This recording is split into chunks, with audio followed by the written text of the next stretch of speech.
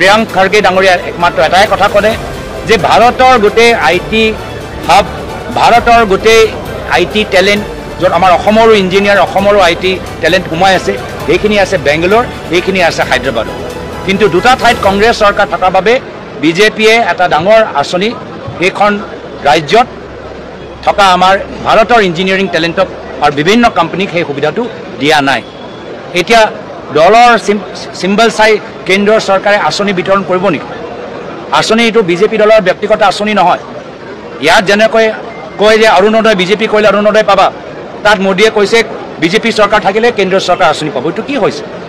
যিসকলে পাব লাগে, এই অৰুণোদয় হওক বা ছেমি কণ্ডাক্টৰে হওক, য'ত যিসকলে পাব লাগে তেওঁলোকক দিয়া নাযায় বিজেপি দিনত। এইখিনি কাম পৰৱৰ্তী দিনত যেতিয়া আমাৰ কংগ্ৰেছ চৰকাৰ আহিব আমি নকৰোঁ। যিসকল প্ৰাপ্য তেওঁলোকেহে পাব, এয়া হ'ব আমাৰ সিদ্ধান্ত।